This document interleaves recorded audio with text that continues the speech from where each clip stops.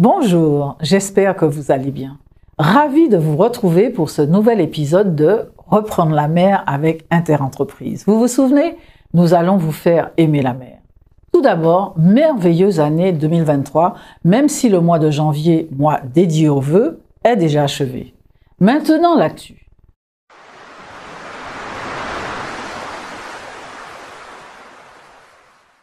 Lors de ses vœux aux forces armées en janvier dernier, le président de la République Emmanuel Macron a insisté sur le fait que la France est un archipel. C'est une très bonne nouvelle qui augure, je l'espère, une meilleure prise en compte des Outre-mer. Il a en outre annoncé la présentation très prochaine d'une stratégie ultramarine de la défense. Dans son propos, il a surtout évoqué l'Indo-Pacifique, mais il a fort à parier que les Antilles-Guyane sur le versant atlantique seront aussi concernés.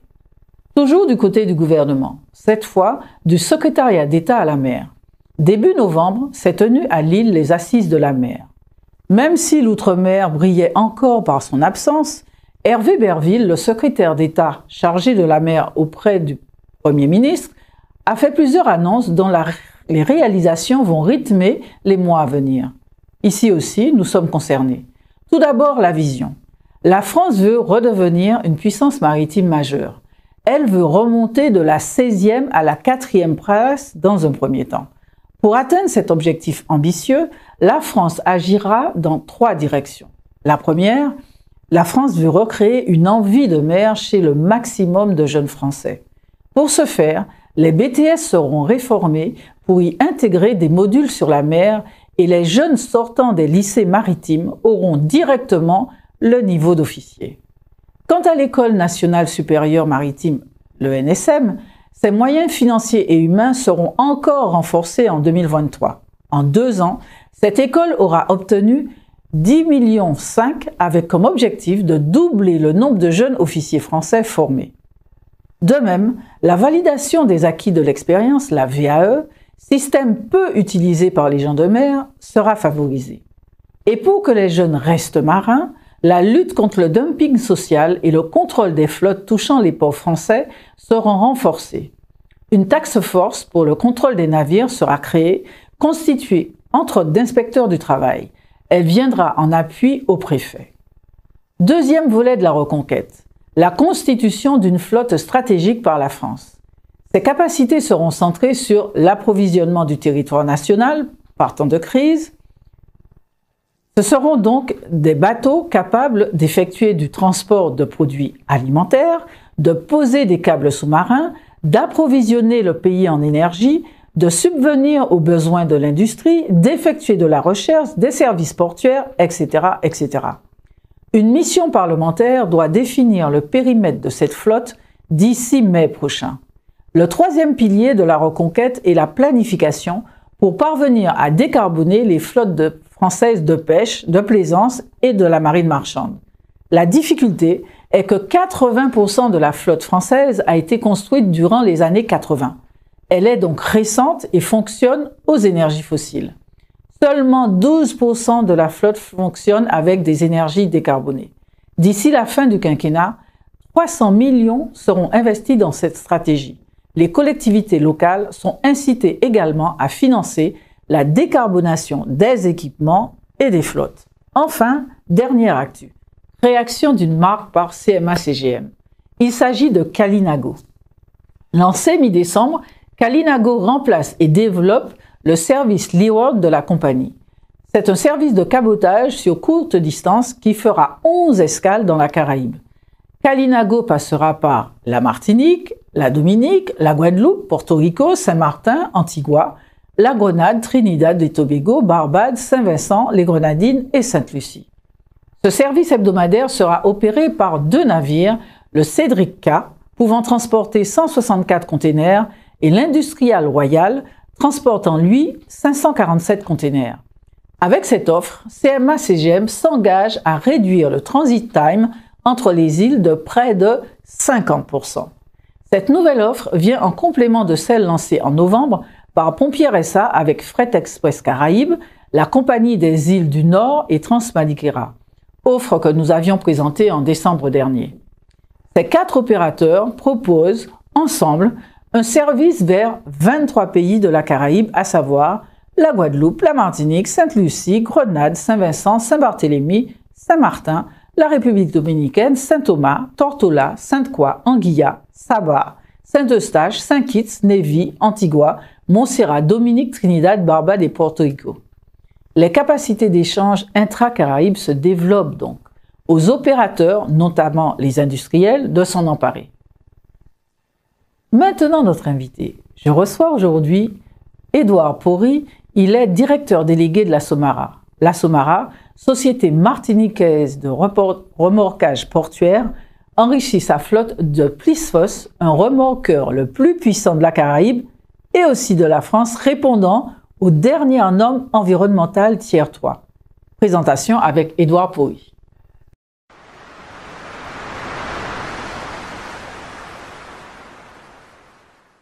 Bonjour Édouard Pori. Bonjour. Comment allez-vous? Ça va bien et vous? Alors vous êtes le directeur délégué de la Somara. Oui? Depuis 2018. Donc qu'est-ce que c'est que la Somara? Alors la Somara, c'est la société martiniquaise de remorquage et d'assistance. Cette société existe depuis quand? Donc elle existe depuis 2003 et donc nous sommes spécialisés dans nos métiers, c'est l'assistance portuaire, l'assistance en haute mer pour les navires qui sont en difficulté, le remorquage maritime. Et également, on a un volet plutôt environnemental sur, on va dire, le relevage d'épaves, le nettoyage de nos océans. Voilà. Et on a également une activité de travaux maritimes spéciaux où on va faire des travaux comme pose de câbles sous-marins, comme on a pu le faire, de fibres optiques, de câbles électriques, qui est un métier un petit peu moins connu de la Somara, mais indispensable. Vous avez posé de la fibre électrique, par exemple la fibre optique quand Orange descendait son câble. Tout à fait. Donc Orange nous a confié en fait la sous-traitance, l'atterrage du câble. Oui. D'accord. Oui. Et donc vous avez une flotte de combien de bateaux? Donc aujourd'hui on a une flotte de 11 bateaux avec 3 petites unités qui vont arriver au courant de l'année 2023. En plus des 11? En plus des 11. D'accord. Donc on se concentre déjà sur les 11 et puis surtout qu'il y a un navire amiral qui est arrivé, un remorqueur amiral qui est arrivé. Oui. Et donc, comment se répartit cette flotte? Alors, on a des remorqueurs qui vont être plutôt spécialisés dans l'assistance portuaire, donc pour le port de Fort-de-France. Donc là, pour pouvoir accoster les bateaux en sécurité, on nous impose en fait d'avoir 2 remorqueurs à Fort-de-France en permanence. On a des remorqueurs qui font également la même chose, mais pour nos îles voisines. Savoir que nous travaillons également pour Sainte-Lucie. Nous sécurisons le port de Sainte-Lucie. Nous avons un remorqueur qui est basé là-bas. Qui est dédié. Oui. Après, on a des remorqueurs qui sont plutôt spécialisés dans le remorquage. Nous avons en fait des barges. Donc on fait du transport de marchandises avec. Donc 2 barges qui vont aller avec 2 remorqueurs. Et donc vous venez de rentrer un nouveau bateau. Oui. Un nouveau remorqueur, le Plisphos. Donc, ce nom dit bien plein de choses. Oui. Alors, qu'est-ce que c'est que ce bateau? Où a-t-il été construit? Donnez-nous des nouvelles de cette nouvelle unité. Alors, le Plisphos, donc, il est arrivé dans nos eaux en en septembre 2022. Donc, il est immatriculé à Fort-de-France. Tous vos bateaux? Tous nos bateaux, non. Nos bateaux ne sont pas tous immatriculés à Fort-de-France. La grande majorité, on va dire 70% de nos bateaux sont basés à Fort-de-France. Et on a également 2 unités qui sont sous pavillon Saint-Vincent et Grenadines, mais eux ne vont pas vraiment en fait travailler en Martinique. Ils vont surtout travailler à l'étranger. Dans la zone, d'accord. Oui. Donc on revient au Plisphos. Oui. Donc il a été construit où? Il a été construit donc avec un chantier hollandais qui s'appelle Damen, qui est tout simplement le leader dans la construction navale. Hollande? Non, en fait ils ont plusieurs chantiers dans le monde. Celui-ci spécifiquement, il a été conçu au Vietnam. D'accord. Au Vietnam, sa construction a duré au moins 2 ans, voire presque 3 années. C'est un remorqueur qui a beaucoup de spécificités, beaucoup de spécialités. Voilà, il paraît qu'il bat tous les records, vu qu'il est le plus gros de la Caraïbe et puis le plus puissant, voire de la France. Alors, qu'est-ce que c'est? Qu'est-ce que ça veut dire exactement? Alors, il faut faire attention quand on dit que c'est le plus gros de la Caraïbe ou de France. Beaucoup vont dire, oui, mais et l'Abeille Bourbon alors? Bien sûr, l'Abeille Bourbon est bien plus gros. Qu'est-ce que c'est que l'Abeille Bourbon? L'Abeille Bourbon, en fait, c'est le plus gros remorqueur hauturier de France. Le Plisphos est effectivement le plus gros remorqueur portuaire de France. D'accord. Voilà, chaque bateau, un bateau, c'est un compromis. Donc, l'Abeille Bourbon, typiquement, ne pourra pas faire d'assistance portuaire. il est trop gros, donc pas assez manœuvrant. Donc le Pisfos, c'est à ce jour le plus gros remorqueur, le plus puissant de France et de la Caraïbe. Et sa spécialité, ça sera l'assistance portuaire. D'accord. Toujours uniquement sur le port de la Martinique ou on pourra le voir intervenir dans d'autres ports de la zone? Alors, il pourra intervenir, on va dire, partout, mais on va dire que son poste principal sera Fort-de-France. Ça s'inscrit un petit peu dans la tendance du port de Fort-de-France, qui accueille en fait des bateaux de plus en plus gros. Et d'ailleurs, avec l'année prochaine, il y aura des bateaux encore plus gros qui vont être accueillis à Fort-de-France. Et sans un remorqueur de cette capacité-là, Fort-de-France n'aura pas pu accueillir des navires de plus grande importance. Et le Pisfos, c'est équipé de quoi? Donc, c'est pas juste un bateau, je suppose qu'il a plein de choses. Alors déjà, premièrement, c'est le premier remorqueur de France répondant à un critère qui s'appelle IMO TR3. IMO TR3, en fait, c'est une norme environnementale qui, en fait, permet d'avoir une consommation de carburant à puissance égale bien moindre. Décarboné, donc. Tout à fait décarboné, qui a 70% d'émissions en moins. Et également, au niveau du bruit, au niveau de l'acoustique, c'est assez impressionnant, il est très très silencieux. Donc voilà, on est vraiment tourné vers l'avenir avec ce bateau-là. Donc, est-ce qu'il a d'autres équipements? Donc, oui. Effectivement, il répond aux normes environnementales. Donc, vous avez dû payer ça très, très cher, vu qu'il paraît à l'époque que c'était... voilà, ça faisait la différence en termes de prix sur les devis. Tout à fait. Donc, maintenant, quels sont ces équipements? Qu'est-ce qu'on pourra faire avec ce bateau-là, précisément? Alors, pour revenir sur l'environnement, c'est vrai que ça a coûté très cher, mais c'est un pari pour l'avenir, puisqu'en fait, déjà, certains ports dans le monde imposent cette norme. Donc, on sera déjà en avant-première, on aura déjà anticipé, on le pense, cette obligation qu'il y aura en fait de décarboner toute la profession. Donc il y sera déjà. Alors qu'est-ce qu'il a de plus? Il a également 2 pompes FIFI. Ça s'appelle du firefighting. D'accord. Il permet en fait à lutter contre les incendies en haute mer. Il a 2 pompes.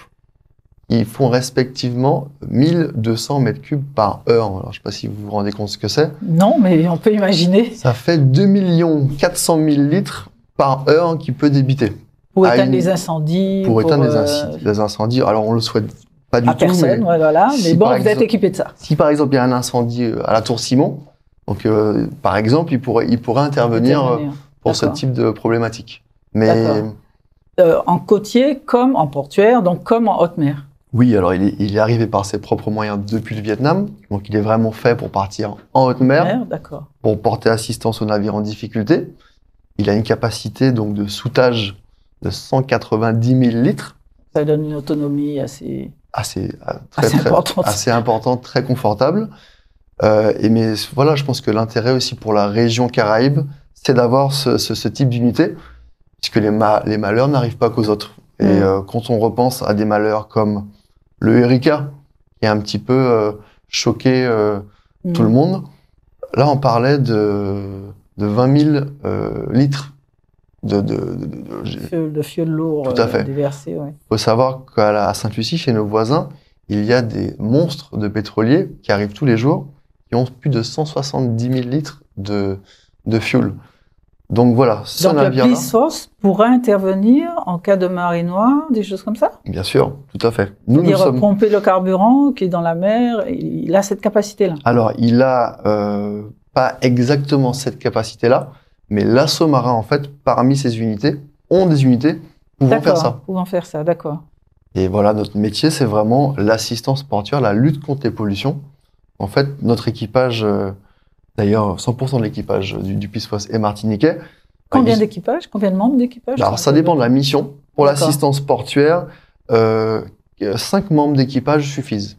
D'accord. Alors, si jamais il y a une mission en haute mer, à ce moment-là, il va falloir l'armer en conséquence et ils vont monter à 8, parfois 10 membres d'équipage en fonction de la mission. Ils peuvent dormir sur le bateau, ils peuvent manger. Sans problème. D'accord, ok. Et le Pisfos peut... assister aussi bien de la marine marchande que de la plaisance, que du paquebot.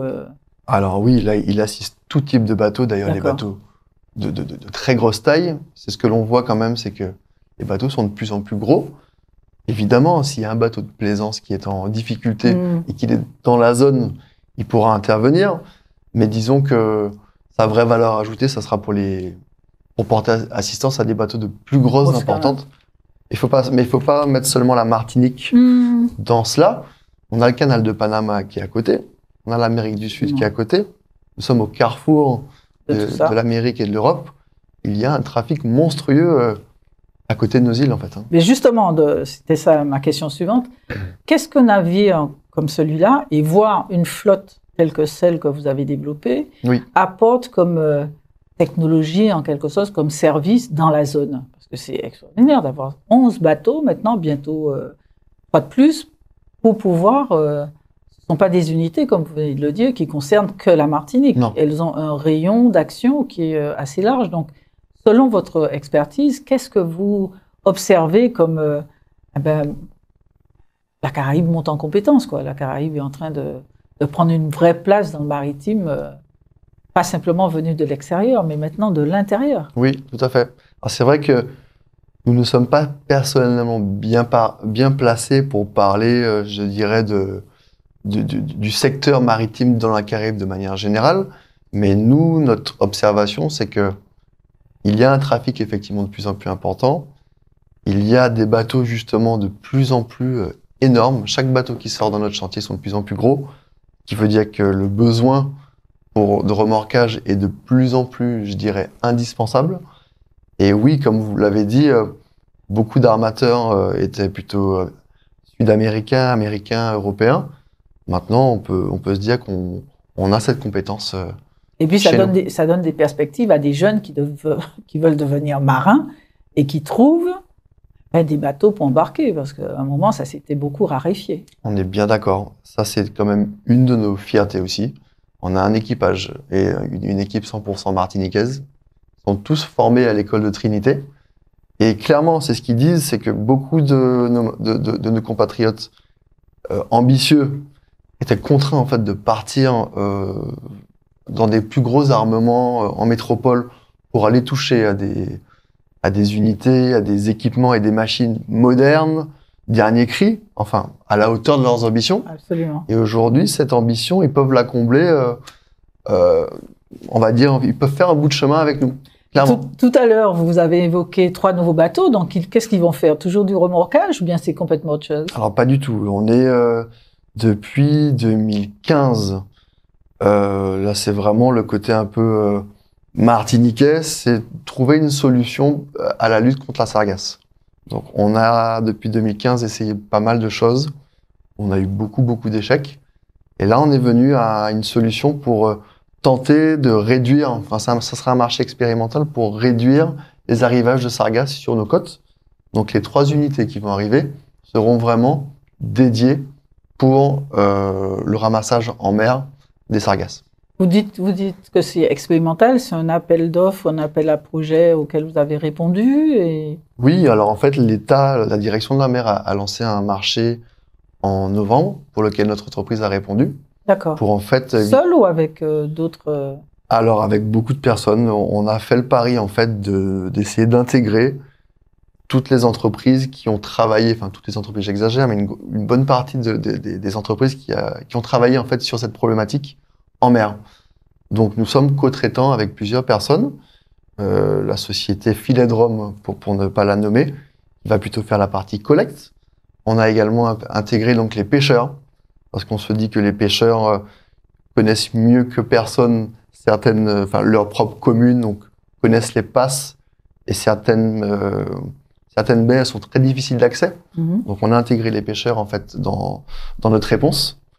Et également une société de Grand-Rivière, monsieur Arthur Trébeau, qui va travailler avec nous. Enfin, on va travailler ensemble pour voilà. Et donc l'idée, ce serait quoi? Qu'est-ce qui a séduit le ministère de la Mer? Ce qui a séduit le ministère de la Mer, je pense, c'est d'essayer vraiment de trouver une solution pour la santé, pour notre propre santé. Il y a beaucoup de choses qui ont été expérimentées depuis le début, la collecte à terre, la collecte en mer, mais l'idée c'est d'aller un peu plus loin dans la collecte en mer. C'est simplement en fait de collecter de la sargasse fraîche pour pouvoir en fait la conditionner en vue de la réémerger en mer.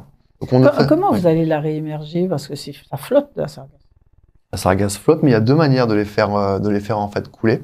Alors je tiens bien à insister sur le fait que c'est un marché expérimental. On mettra tout en œuvre pour collecter un maximum de sargasses, mais ça sera sur le terrain qu'on verra Absolument. les difficultés ou pas.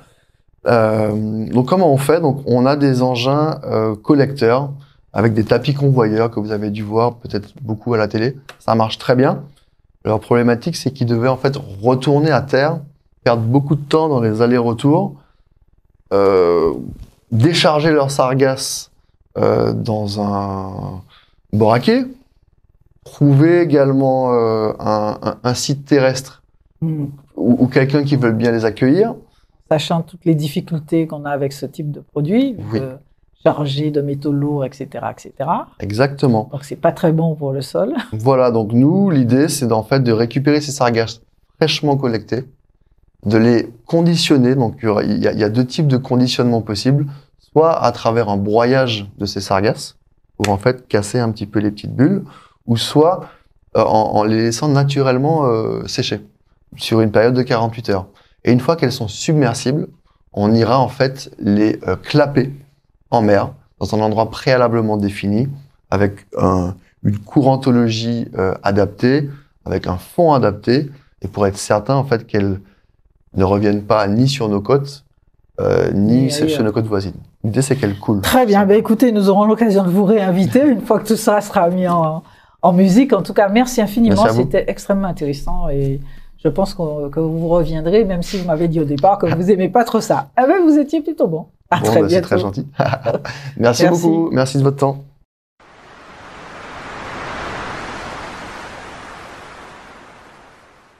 Maintenant, place au métier de la mer. Nous poursuivons notre découverte de personnes engagées, volontaires, de la Société nationale de sauvetage en mer, la SNSM du Marin en Martinique. Ces bénévoles, courageux, engagés, portent secours à tous en mer, quelles que soient les conditions météorologiques. Il y a 4 stations SNSM en Martinique, 3 en Guadeloupe, une à Saint-Martin, une à Saint-Barthélemy et une en Guyane. Aujourd'hui, rencontre avec un chef d'entreprise, Alexandre Cali, qui est également nageur sauveteur de bord à la SNSM du Marin en Martinique. Bonjour, je m'appelle Alexandre, j'ai 42 ans et j'habite au Vauclin en Martinique.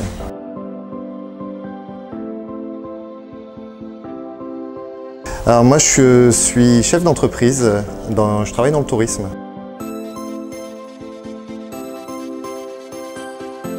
Je suis sauveteur en mer à la SNSM sur mon temps libre, bénévole comme tous mes collègues et comme tous les sauveteurs de la SNSM au niveau national. Je suis canotier et avec la particularité ou la spécificité d'être sauveteur nageur de bord, SNB.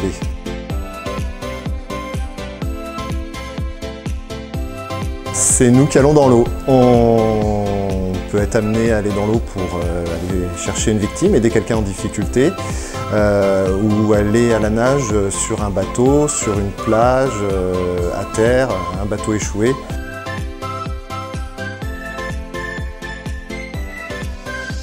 La SNSM, c'est un engagement. Ce qui me plaît, c'est d'être disponible, de porter secours.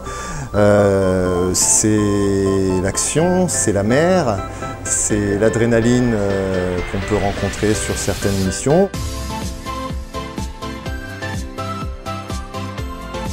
On a un éventail de missions assez large. On peut aller porter assistance à des bateaux en difficulté, on fait beaucoup de remorquage, on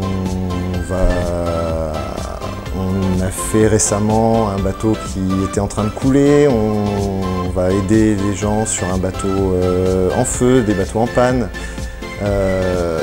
On fait aussi des évacuations sanitaires.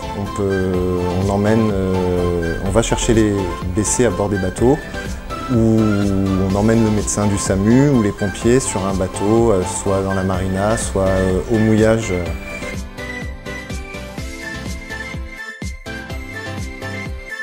Plein de choses, puisque la SNSM, on a la chance d'être très bien formé et d'être formé tout le temps.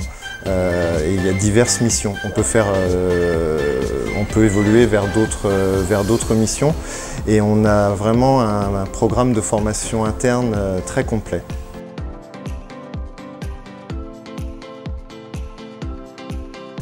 Les qualités pour être un bon sauveteur en mer, déjà il faut être passionné par la mer, il faut avoir envie d'aider, de sauver, de donner.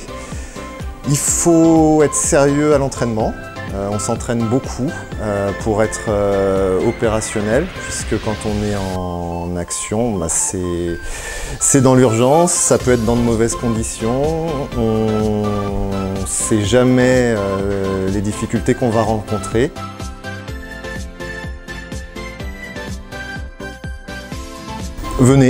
Venez nous voir, poussez la porte de la station du Marin un samedi matin, venez faire un tour sur la Vedette, sur la SNS 256. Venez discuter avec nous, normalement on vous donnera envie si vous aimez la mer. Voilà, reprendre la mer avec Interentreprise est terminé pour aujourd'hui. Faites-nous vos suggestions sur reprendre la mer @interentreprise.com. On se retrouve en mars. Prenez soin de vous.